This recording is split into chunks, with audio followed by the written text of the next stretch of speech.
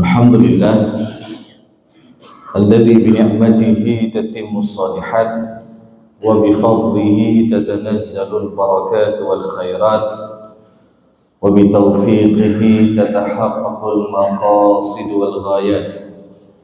Asyhadu an la ilaha illallah wa asyhadu anna Muhammadar Rasulullah. Allahumma salli wa sallim ala sayyidina Muhammad wa ala alihi wa sahbihi ajma'in, amma ba'du.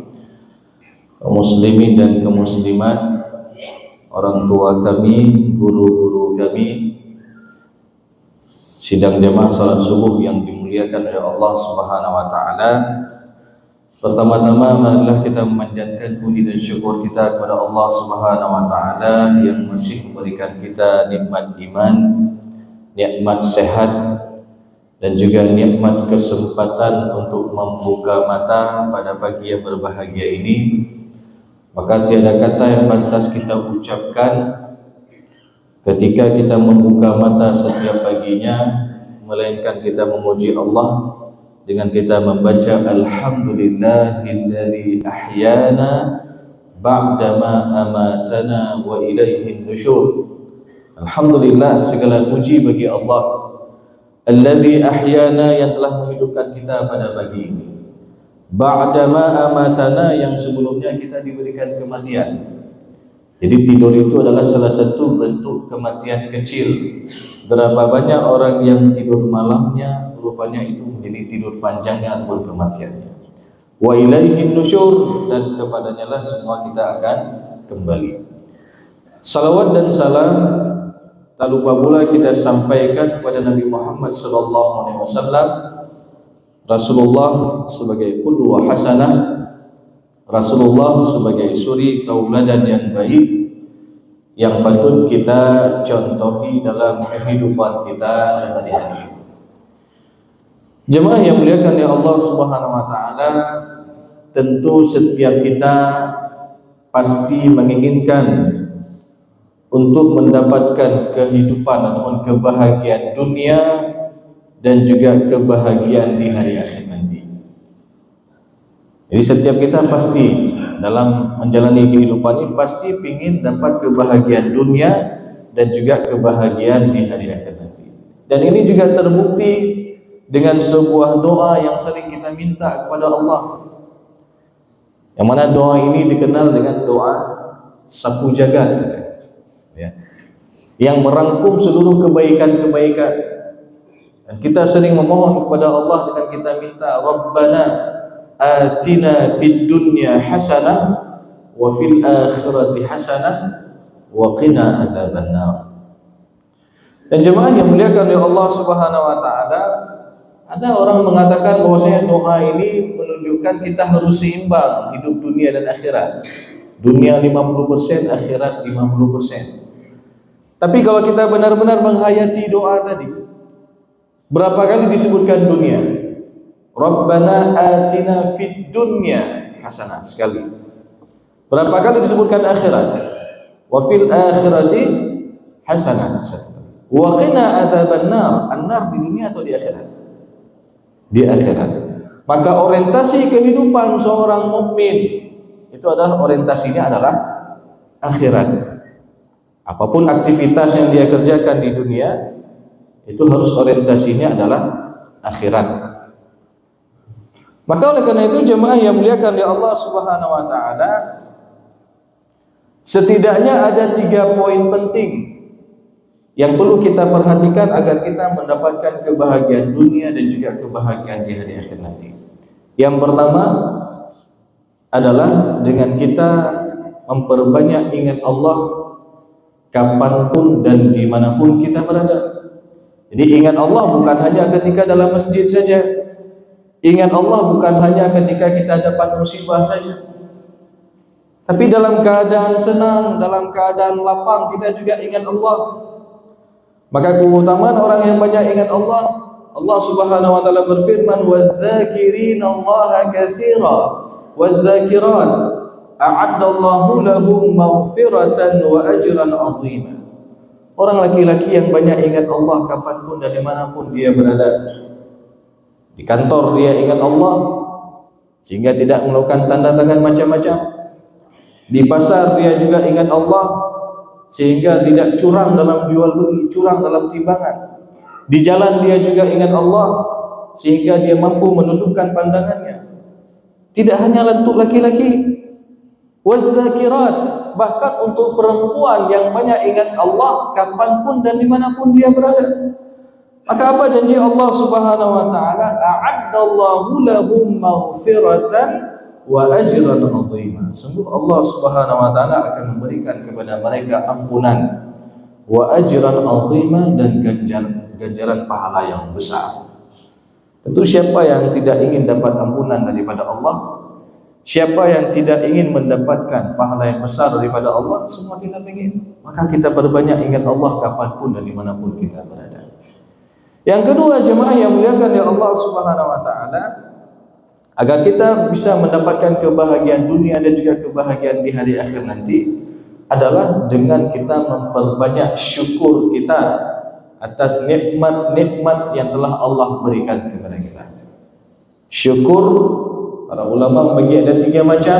Ada syukur bil qalbi, syukur dengan hati. Maknanya apa? Meyakini segala sesuatu nikmat itu adalah berasal daripada Allah Subhanahu wa taala.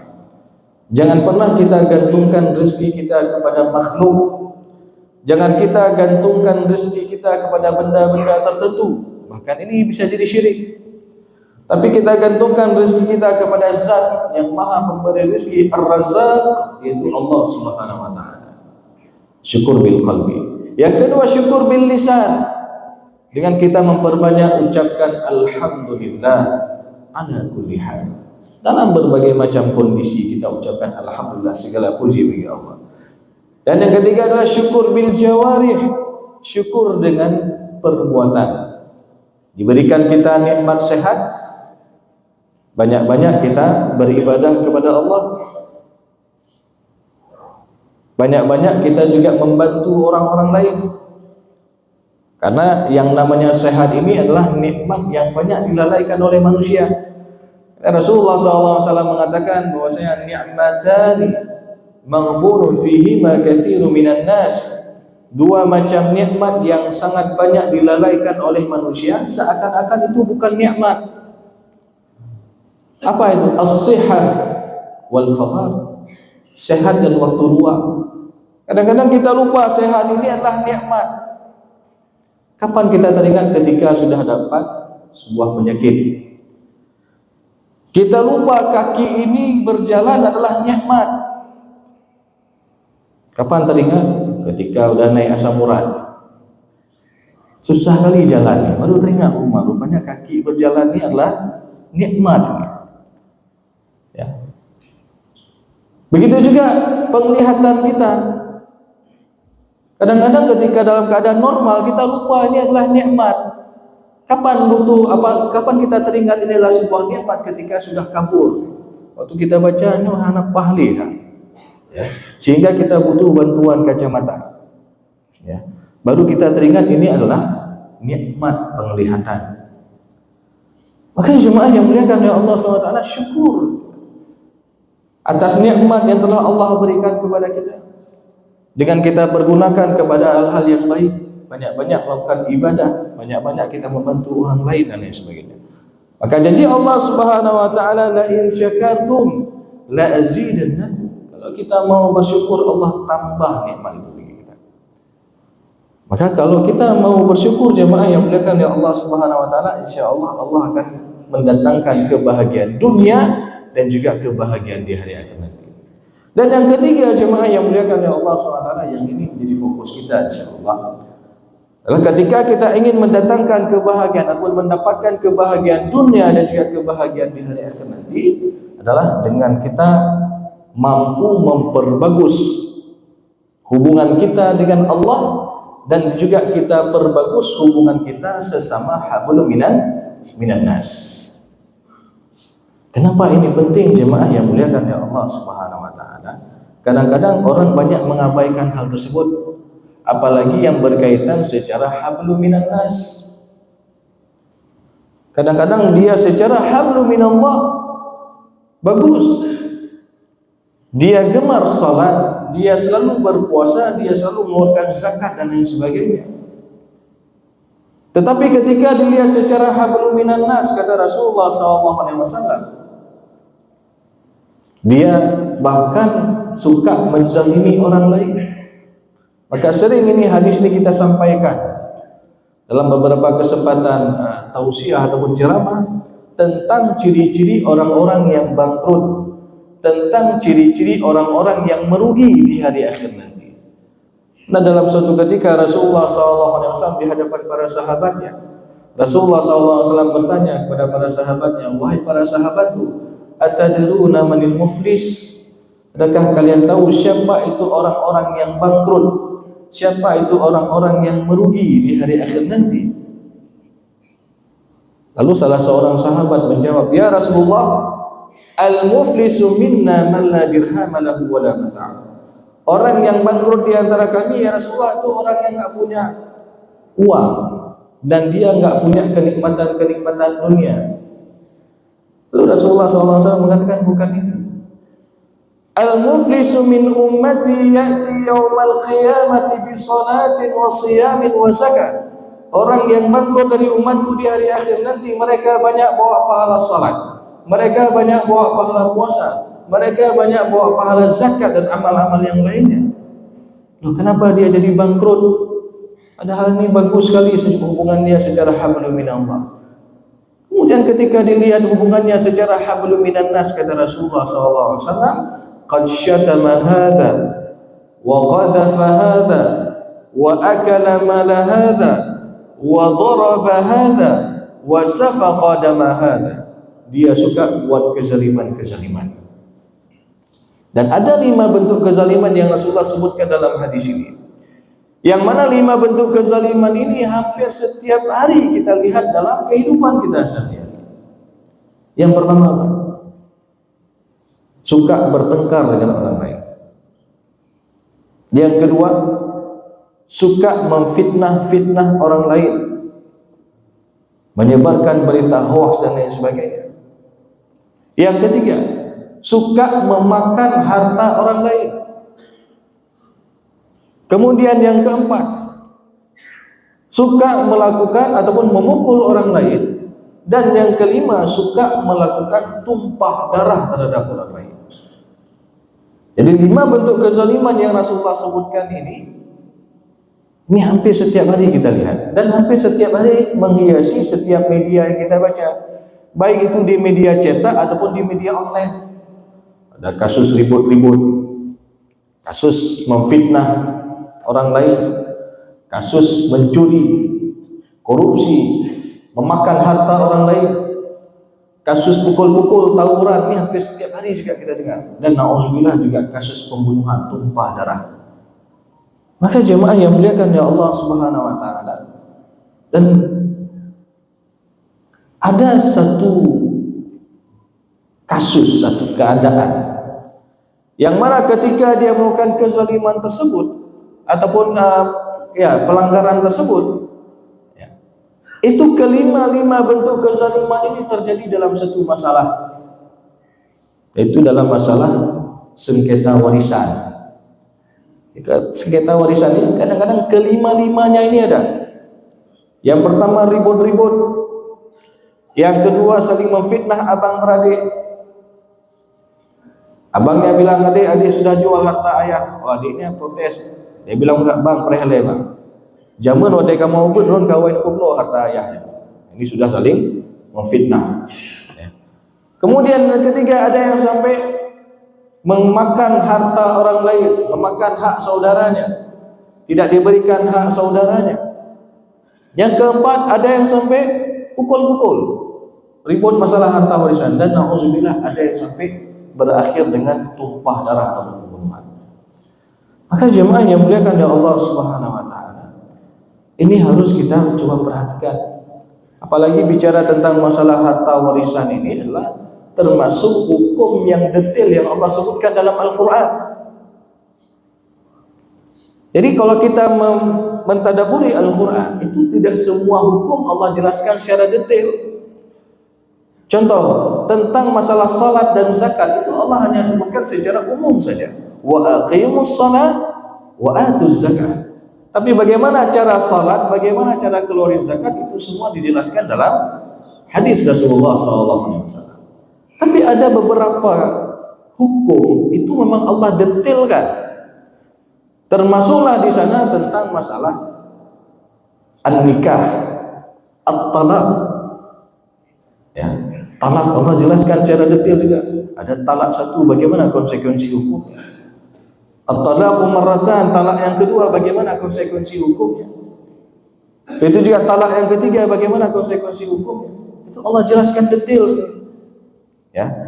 Karena bicara tentang masalah talak ini, masalah perceraian, apalagi di Aceh. Kemarin ada informasi bahwasanya di Aceh besar saja dalam satu bulan itu ada 330 kasus. Satu bulan. Berarti per hari berapa kasus? Ya. 11 kasus perceraian kurang lebih. Ya. Jadi ini satu bulan. Dan kadang-kadang jemaah yang dimuliakan oleh Allah Subhanahu wa taala, permasalahannya masalah yang sepele. Ya. Nah, gara-gara menceri, ya, hampir berpisah suami istri gara-gara apa? Salah potong ikan. Salah kongkut. Ya. Kan biasa kalau orang Aceh kalau ikannya tanggung itu potongnya agak serong. Nyonai kok depan. Jadi gara-gara itu udah ribut. Ya. Ada yang hampir ribut bercerai gara-gara apa? Gara-gara gagal romantis. Ya. Jadi ketika mau pergi kantor, suaminya ataupun ya, suaminya ketika mau pakai pakaian, pakai baju, jadi istrinya coba bantu kencingin. Istrinya biasa kencingin dari bawah ke atas, suaminya biasa kencing dari atas ke bawah. Ya gara-gara itu juga ya. Jadi ini memang luar biasa jemaah yang muliakan Allah Subhanahu wa taala. Dan jangan sekali lagi, jangan pernah bermain-main dengan kalimat talak. Karena Rasulullah SAW pernah mengatakan, salasun jidduhunna jiddun wa hazluhunna jiddun. Jadi ada 3 perkara yang seriusnya jadi, main-mainnya pun jadi. Apa itu? An-nikah, at-talaq, war-raj'ah. Nikah, talak dan rujuk. Jadi jangan pernah kita bercanda dengan kalimat-kalimat itu. Kadang-kadang kita mendengar ada candaan seorang suami kepada istrinya, "Adik, abang talak adik aja, talak satu boleh?" Walaupun ini bercanda, tapi ini jatuh talak. Jadi sekali lagi jangan pernah bermain-main dengan kalimat talak ini. Ya.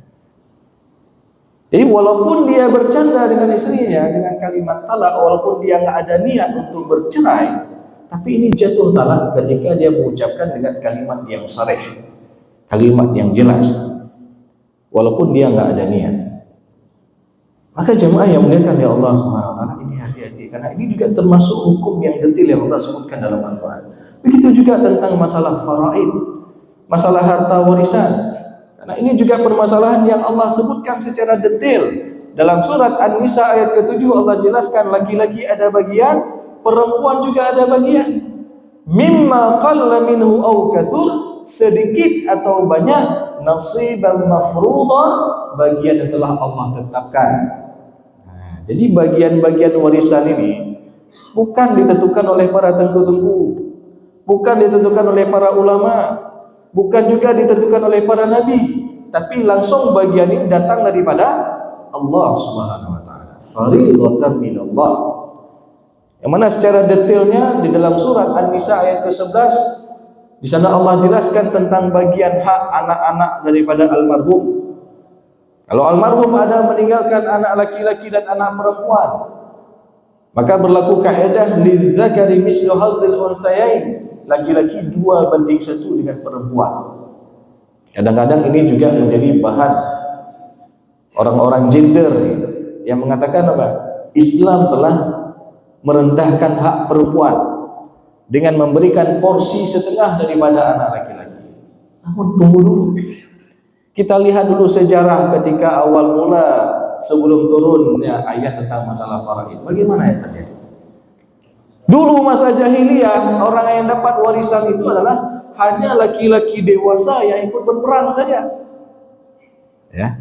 Maka disebutkan dalam kitab-kitab fikih faraid itu disebutkan orang yang dapat warisan masa jahiliyah adalah orang yang yarkabu farsan wa yahmilu sayfan. Itu orang yang menunggangi kuda dan mengangkat pedang. Itu orang yang ikut berperang. Sedangkan untuk anak-anak, untuk wanita tidak dapat sama sekali. Itu masa jahiliyah dulu.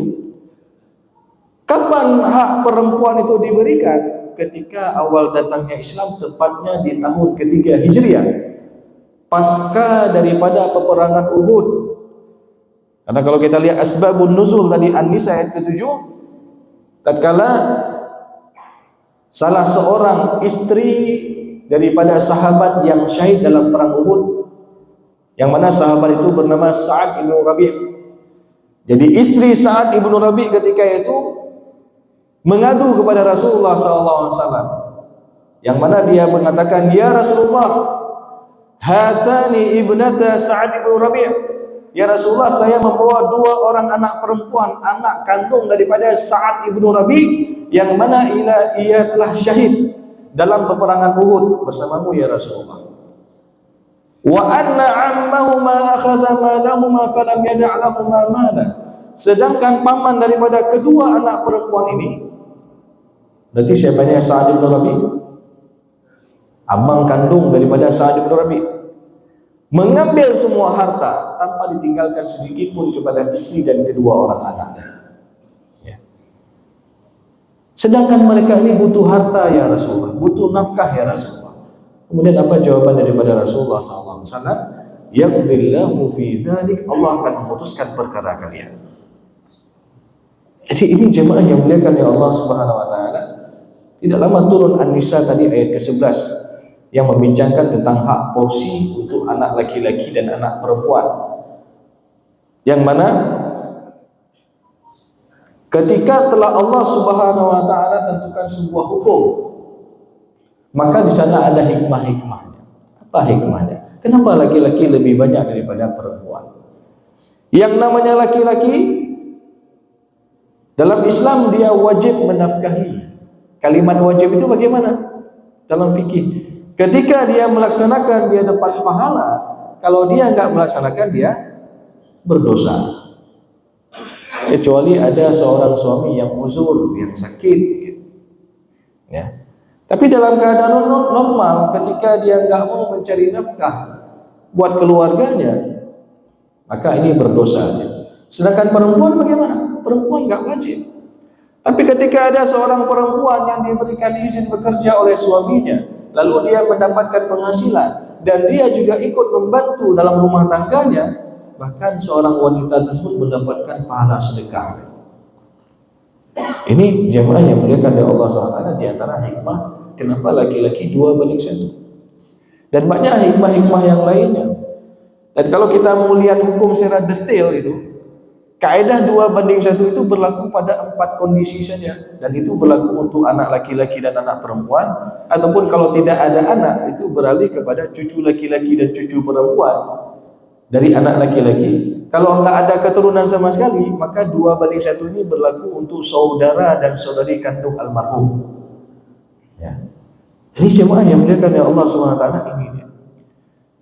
Kemudian kalau kita lihat lagi kasus per kasus, ada 6 kasus itu laki-laki dan perempuan sama porsinya, nggak ada beda. Contoh misalkan, untuk kedua orang tua daripada almarhum, kan ayah dan ibu, agama ini. Ya, ini bagiannya sama. Berapa porsi ini untuk kedua orang tua daripada almarhum yang meninggal dunia? Porsinya sama. Ayah dapat 1/6, ibu kandung juga dapat 1/6 jikalau almarhum yang meninggal ini ada memiliki keturunan. Dan ini juga Allah sebutkan dalam surat An-Nisa ayat ke-11. Ini porsinya sama, 1/6. Belum lagi nanti kita lihat tentang porsi daripada saudari perempuan kandung dan saudari laki-laki yang saudari perempuan yang seibu dengan saudara laki-laki yang seibu. Itu juga porsinya sama, nggak ada beda laki-laki dan perempuan. Kemudian juga kita lihat kasus yang lain, ada 8 kasus itu perempuan lebih banyak dapat daripada laki-laki. Ini kalau kita generalkan laki-laki dan perempuan. Bahkan nanti ada kasus hanya perempuan saja yang dapat, laki-laki yang dapat. Contoh, seorang suami meninggal dunia meninggalkan seorang istri. Lalu almarhum suami ini punya satu anak perempuan. Kemudian almarhum suaminya ini punya kakak perempuan satu orang. Kemudian almarhum ini punya paman. Jadi ada istri, ada anak perempuan, ada saudari perempuan kandung, dan ada paman. Di kasus ini kan, kalau kita lihat 3 perempuan, 1 laki-laki, paman. Paman kan boleh kita katakan nyoh wali, lun wali. Tapi lihat dulu berapa porsinya. Istri dapat porsi 1/8 karena almarhum ada keturunan berdasarkan surat An-Nisa ayat ke-12. 1 anak perempuan dapat porsi nisfu, setengah daripada harta peninggalan almarhum. Dalam surat An-Nisa ayat ke-11, wa in kanat wahidatan falahan nisfu. Kemudian untuk saudari perempuan kandung, dia dapat asabah ma'al ghairi namanya. Karena Rasulullah mengatakan ij'alu al-akhawat ma'al banat asabatan. Sedangkan paman dalam kasus ini, walaupun dia laki-laki satu-satunya, dia enggak dapat apa-apa. Mungkin dia laki itu hak lun hak wali. Anak hak. Karena sekali lagi bicara tentang masalah faraid, berarti kita bicara tentang masalah hak. Dan Allah telah menetapkan hak bagian masing-masing di dalam Al-Quran. Dan juga jemaah yang muliakan oleh Allah Subhanahu Wa Taala. Tadi dalam surat An-Nisa ayat ke-11 Allah jelaskan tentang porsi anak-anak daripada almarhum. Begitu juga dengan tentang porsi untuk kedua orang tua daripada almarhum, itu Allah jelaskan dalam surat An-Nisa ayat ke-11. An-Nisa ayat ke-12 Allah jelaskan tentang porsi suami dan porsi istri.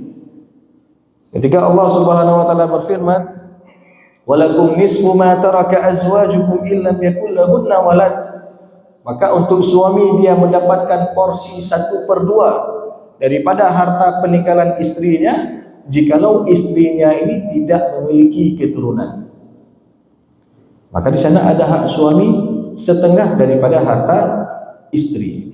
Di beberapa waktu yang lalu jemaah yang muliakan ya Allah Subhanahu Wa Taala, ada yang bertanya kepada kami, Ustaz, ini ada kasus Ustaz.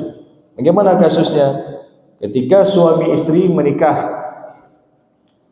kebetulan istrinya ini banyak meninggalkan harta, ya, dari warisan dari orang tuanya. Belum lama mereka menikah, belum sampai usia pernikahannya setahun, qadarullah meninggal dunia istrinya. Ya. Maka jemaah yang muliakan ya Allah SWT, ketika berlaku ataupun ketika ada yang meninggal dunia, maka di sana ada penetapan ahli waris. Siapa ahli warisnya? Termasuk di sana adalah suami. Berapa porsi suami? Setengah tadi. Karena almarhumah belum ada keturunan. Yang jadi masalah keluarga istri enggak ikhlas mau kasih. Mangat tadi ya, pintu baru ya. Bang kawin kamu rempok setengah harta. Ya. Jadi ini seperti ini jemaah yang muliakan ya Allah SWT. Perlu kita ketahui bahwasanya semata-mata adanya hubungan pernikahan dengan akad yang sah, maka mereka saling mewarisi. Jangankan setahun, baru 1 jam setelah akad nikah kalau ada yang meninggal dunia, maka ini saling mewarisi mereka.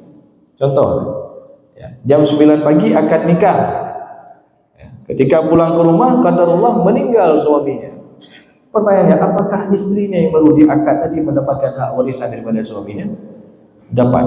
Jadi semata-mata dia akad nikah dengan akad yang sah, maka itu saling mewarisi. Oh, kalau nggak mau berpindah harta untuk kepada orang lain, maka jangan menikah. Ya, kalau ada niat untuk nyobek, anak cara ya, beru harta ranyo ke go, nyobek menikah. Ya, karena konsekuensinya seperti itu. Semata-mata ada hubungan pernikahan dengan akad yang sah, maka mereka saling mewarisi. Kebetulan dalam kasus tadi duluan meninggal istri. Tapi coba kalau duluan meninggal suami, ini juga istri akan mendapatkan hak warisan dari harta peninggalan suami. Dan ini semua Allah jelaskan secara detail sekali dalam surat An-Nisa ayat ke-12 tentang porsi bagian suami istri. Begitu juga jemaah yang muliakan ya Allah Subhanahu Wa Taala. Di dalam surat An-Nisa ayat 176 nanti tentang permasalahan kalalah. Siapa itu kalalah? Ketika seorang meninggal dunia, dia tidak ada keturunan ataupun belum memiliki keturunan, dan juga tidak ada orang tua yang laki-laki, baik ayah ataupun kakek dari pihak ayah, tapi dia punya saudari kandung. Maka di sana ada hak saudari perempuan kandung tersebut. Ya. Berapa hak saudari perempuan kandung tersebut? Allah Subhanahu wa taala menyebutkan dia mendapatkan setengah kalau hanya satu orang saudari perempuan kandung. Jadi detail sekali bagian ini Allah sebutkan dalam Al-Quran. Ya. Contoh kasus berapa waktu yang lalu ada juga kasus yang ditanyakan kepada kami, yang mana dia tanyakan tentang hak porsi wali tadi. Ya. Jadi ada seorang suami meninggal dunia, seorang istri meninggal dunia, meninggalkan seorang suami. Kemudian dia belum memiliki keturunan, orang tuanya juga sudah duluan meninggal, dan almarhumah istrinya ini punya adik perempuan satu orang.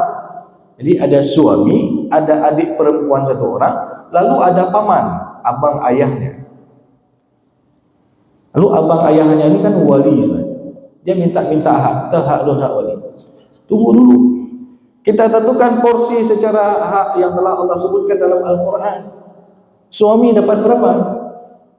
Ketika almarhumah nggak ada anak, setengah, berdasarkan An-Nisa ayat ke-12 tadi. Saudari perempuan kandung satu orang, berapa dia dapat? Setengah juga.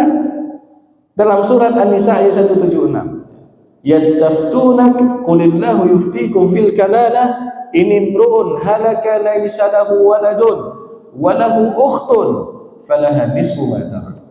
Jadi ketika seorang meninggal dunia, dia tidak memiliki keturunan dan tidak ada lagi orang tua, ayah dan kakek, tapi dia punya ukhtunnya, saudari perempuan kandung satu orang, maka untuk saudari perempuan kandung ini juga dapat setengah.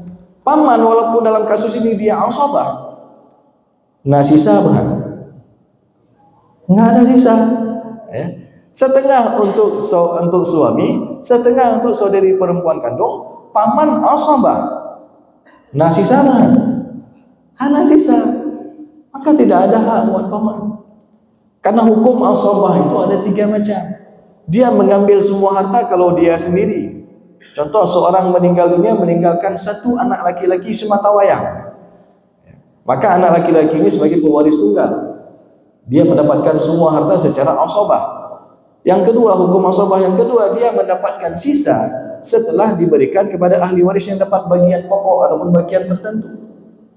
Oh, kalau nggak ada sisa, hukum ketiga berlaku, dia nggak dapat apa-apa. Karena secara urutannya tetap diberikan kepada ashabul furud ataupun ahli waris yang dapat bagian tertentu. Maka jemaah yang muliakan ya Allah Subhanahu wa taala, ini hukum yang detail sekali yang Allah jelaskan dalam Al-Qur'an. Maka hati-hati bagi orang-orang yang suka menzalimi hak orang lain. Hati-hati ketika seseorang dia merampas hak saudaranya, itu sama dengan dia mencuri, sama dengan dia memakan harta secara batil. Padahal Allah Subhanahu wa taala dalam Al-Qur'an telah mengatakan, ya ayyuhalladzina amanu la ta'kulu amwalakum bainakum bil batil.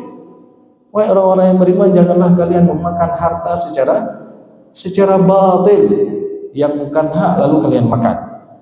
Tidak hanya itu, bahkan Rasulullah SAW juga dalam hadis sahihnya mengatakan, la yahillu malu imri'in muslim illa bi thibin nafsi minhu. Jadi tidak halal mengambil harta seorang muslim kecuali atas dasar keredaan dan kerelaan, keikhlasan darinya. Jadi kalau nggak ada keikhlasan, berarti kita telah menzalimi saudara kita. Tidak hanya itu jemaah yang dimuliakan oleh Allah Subhanahu wa taala.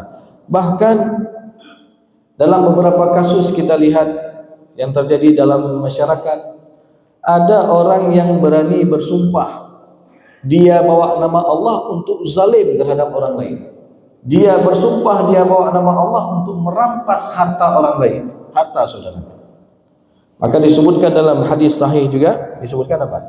Man iqtata'a haqqan imri'in muslim biyaminihi.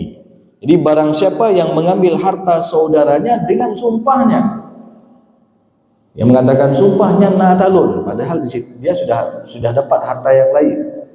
Tapi dia bersumpah dengan saudaranya, sumpahnya nadalun. Di situ ada hak saya, padahal hak dia sudah dapat dulu. Maka Rasulullah katakan tadi, barang siapa yang mengambil harta saudaranya dengan sumpahnya, faqad aujaballahu lahun nar wa harrama alaihi jannah, maka Allah mewajibkan tempat untuknya nanti adalah neraka, dan Allah haramkan tempat untuk dia masuk ke dalam syurganya Allah Subhanahu wa taala. Lalu bertanya salah seorang sahabat, faqala lahu rajul wa in kana syai'an yasiran ya Rasulullah, kalau yang diambil itu sedikit bagaimana ya Rasulullah? Lalu apa kata Rasulullah SAW? Wa in qadiban min araqin, walaupun yang diambil itu satu batang kayu arak, kayu dalam untuk bersiwak, tingkat satu kayu siwak saja ketika dia ambil hak saudaranya, maka disebutkan di sini faqad aujaballahu lahun nar, maka tempatnya adalah neraka, dan Allah mengharamkan tempatnya untuk dia masuk ke dalam syurganya Allah Subhanahu wa taala. Apalagi harta yang luar biasa, tanah yang berhektar-hektar. Maka ini juga hati-hati jemaah yang muliakan ya Allah Subhanahu wa taala, yang mana Rasulullah juga pernah mengatakan, man akhadha shibran minal ardi zulman, barang siapa yang mengambil sejengkal tanah secara zalim yang bukan haknya, lalu dia mengklaim itu punya haknya, maka apa kata Rasulullah SAW? Fa innahu yutawwaquhu yawmal qiyamati min sab'i aradin, kelak di hari akhir nanti dia akan dihimpit seberat 7 lapis bumi. Nauzubillah. Yang tingkat sejengkai. Ya. Kalau di kampung-kampung itu kadang-kadang batasan tanah cuman pakai pohon kuda-kuda, bak gerundung. Ketika dia tahu yang punya tanah sebelahnya sedang pergi umrah ataupun pergi haji, ya, dalam waktu yang lama dia geser sikit. Kadang-kadang kalau orang yang memiliki sawah, yang atungnya digeser kadang. Ya. Tempat batasan itu sawah itu digeser sikit-sikit. Dan ini terjadi jemaah yang muliakan ya Allah Subhanahu wa taala. Maka luar biasa akibatnya. Ini bukan hanya, semua itu akan diminta pertanggungjawaban oleh Allah Subhanahu wa taala. Satu jengkal hak tanah yang diambil secara zalim, maka di hari akhir nanti dia akan dihimpit dan Allah kalungkan untuknya seberat 7 lapis bumi. Nauzubillah.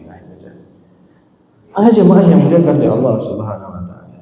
Sebagaimana ayat yang telah dibacakan oleh imam kita tadi dalam surat Al-Qiyamah, ayahsabul insan ayyutraka sudah.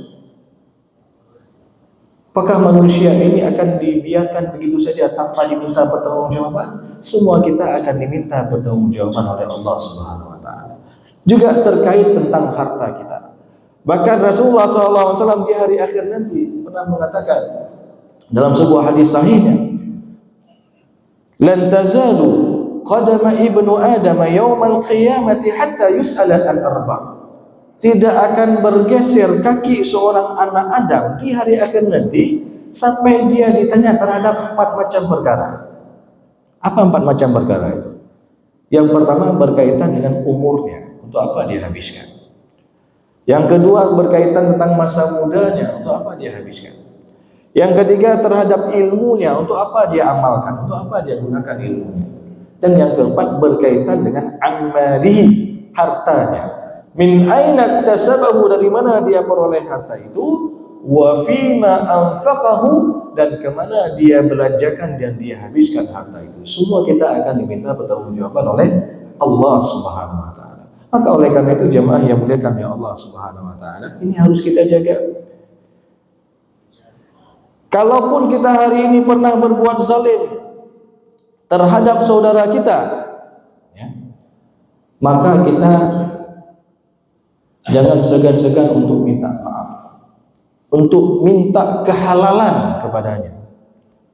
Karena Rasulullah SAW juga mengatakan, man kanat lahu mazlamatun li ahadin min 'irdihi aw syai'in, barang siapa, kata Rasulullah, yang pernah menzalimi seseorang baik dia menzalimi secara kehormatannya ataupun dengan sesuatu yang lainnya, falyatahallalhu minhul yaum, maka mintalah kehalalan, mintalah maaf kepadanya hari ini juga, ya, qabla an la yakuna dinaran wala dirham, maknanya sebelum sampai datangnya hari kiamat nanti.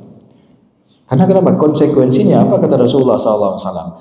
In kana lahu amalun salihun, jikalau orang yang berbuat zalim itu dia punya amal saleh, ukhidha minhu biqadri mazlamati, maka akan amal salehnya itu akan diambil sesuai dengan kadar kezalimannya dan ditransfer kepada orang yang pernah dia zalimi. Ya. Jadi kalau kita hari ini banyak amal saleh, tapi di satu sisi kita suka zalim terhadap hak orang lain, maka pahala yang kita kerjakan, pahala yang kita kumpulkan itu di hari akhir nanti akan berpindah kepada orang yang pernah kita zalimi. Itu kalau ada amal saleh. Oh, kalau nggak ada amal saleh, udah nggak ada amal saleh, dia zalim lagi kepada orang lain, maka bagaimana? Wa illam takun lahu hasanat, kata Rasulullah, apabila dia tidak memiliki kebaikan sedikit pun, ukhidha min sayyiati sahibihi fahumila alaihi, maka akan orang yang menzalimi ini akan menanggung dosa orang yang pernah dia zalimi itu.